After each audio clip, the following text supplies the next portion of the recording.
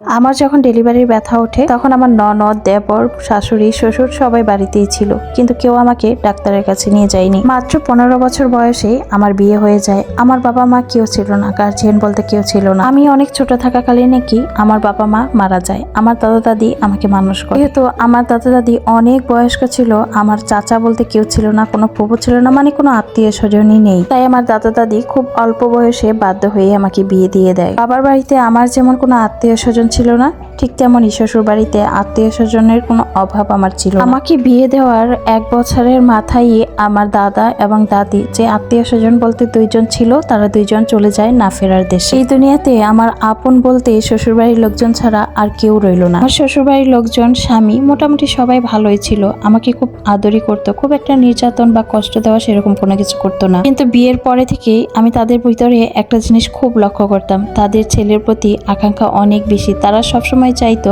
আমি যদি কখনো প্রেগনেন্ট হই বা বাচ্চা জন্ম দেই তাহলে আমার যেন ছেলে সন্তানই হয়। শুধু তাদেরকে বলতাম যে সন্তান ছেলে হবে না মেয়ে হবে সেটা কি আমার হাতে। আমার দাদা দাদি মারা যাওয়ার কিছুদিন পরেই আমার হাজবেন্ড দেশের বাইরে চলে যায়। তিনি সৌদি আরব থাকতেন, সেখানেই চলে যায়। আমার হাজবেন্ড চলে যাওয়ার 1 সপ্তাহ পর আমি জানতে পারি আমি প্রেগনেন্ট, বাচ্চা হবে। প্রথমবার আমি এতটা খুশি লাগতেছিল, এতটা আনন্দ লাগতেছিল, খুব আনন্দ নিয়ে স্বামীকে ফোন দিয়েছিলাম সেদিন। আমি এটা শুনে শ্বশুর বাড়ির সহ আমার স্বামী অনেক খুশি হয়েছিল। শ্বশুর, শাশুড়ি, ননদ, দেবর সবাই আমাকে এক্সট্রা কেয়ার নেওয়া শুরু করে। আমার শাশুড়ি তো তাবিজও এনে দেয় আমাকে ছেলে হওয়ার জন্য। এই তাবিজ দিলে নাকি ছেলে সন্তান হবে। এদেরকে সবসময় বোঝানোর চেষ্টা করতাম সন্তান তো সন্তানই হোক, সেটা ছেলে বা মেয়ে, তাতে কি এসে যায়। তারা এই কথাকে কখনো পাত্তাই দিত না। দেখতে দেখতে আমার 7 মাস পেরিয়ে 8 মাসে পা দেয়। তখন আমার শাশুড়ি একদিন আমাকে হসপিটালে নিয়ে যায় টেস্ট করানোর জন্য যে আমার ছেলে হবে না মেয়ে হবে। এটা করার পর আমি জানতে পারি আমার মেয়ে বাবু হবে। সেদিন আমার শাশুড়ির মুখটা দেখার মতো ছিল, মনে হয় একদম কালবৈশাখীর ঝড় আসলে যেমন চারদিক অন্ধকার হয়ে যায় ঠিক তেমনটা ছিল।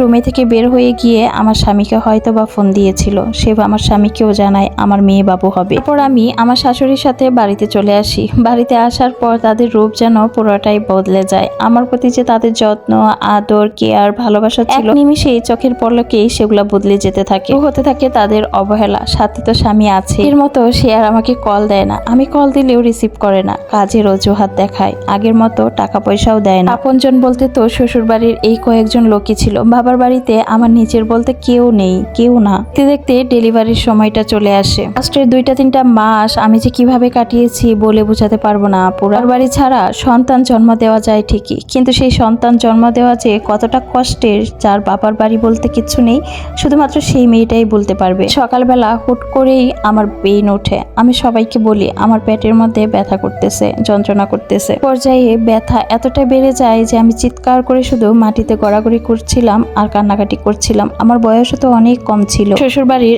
একটা লোকও সেদিন আমার কাছে আসেনি, আমাকে ধরার প্রয়োজন পর্যন্ত মনে করেনি। ডাক্তারের কাছে নেওয়া তো অনেক দূরের কথা। কাল থেকে লেবার পেইন শুরু হয়েছিল, সন্ধ্যা হয়ে গেল, আমাকে কেউ ডাক্তারের কাছে নিয়ে যায়নি। আমার স্বামীও অনেকবার কল দিয়েছে, আমার অবস্থা শুনেছে, কিন্তু সেও হয়তো বা আমার শ্বশুর শাশুড়িকে বলেনি একবারের জন্য হলেও ডাক্তারের কাছে নিয়ে যেতে। যদি সে বলতো তাহলে তো অবশ্যই আমাকে ডাক্তারের কাছে নিয়ে যেত। পরে যখন আমার অবস্থা খারাপ হতে থাকে তখন পাড়া প্রতিবেশীর কিছু লোক আমাকে একটা সরকারি হাসপাতালে নিয়ে যায়। হসপিটালের যে ডিউটির ডাক্তার ছিল সে চেক আপ করে জানায় যে ইমার্জেন্সি আধা ঘন্টার ভিতরে আমাকে সিজার করতে হবে, তা না হলে আমার পেটের বাচ্চাটা পেটের ভিতরেই মারা যাবে। তার হার্টবিট নাকি খুব একটা ভালো না, পেটের ভিতরে টয়লেট করে দিয়েছে। এই কথা শোনার পর আমার সাথে যারা এসেছিল তারা আমাকে হসপিটালে রেখেই চলে যায়। এই হসপিটালে ডেলিভারি হলেও তো কিছুটা খরচ থাকে, মাত্র 5 থেকে 6 হাজার টাকা। অথচ আমার হাজবেন্ড কিন্তু প্রতি মাসে লক্ষ লক্ষ টাকা ইনকাম করছে। শ্বশুরবাড়ির অবস্থা আলহামদুলিল্লাহ অনেকটাই ভালো। আমাকে সেদিন সেই 5 থেকে 6 হাজার টাকা দেওয়ার মতো কেউ ছিল না সেখানে। কাছ থেকে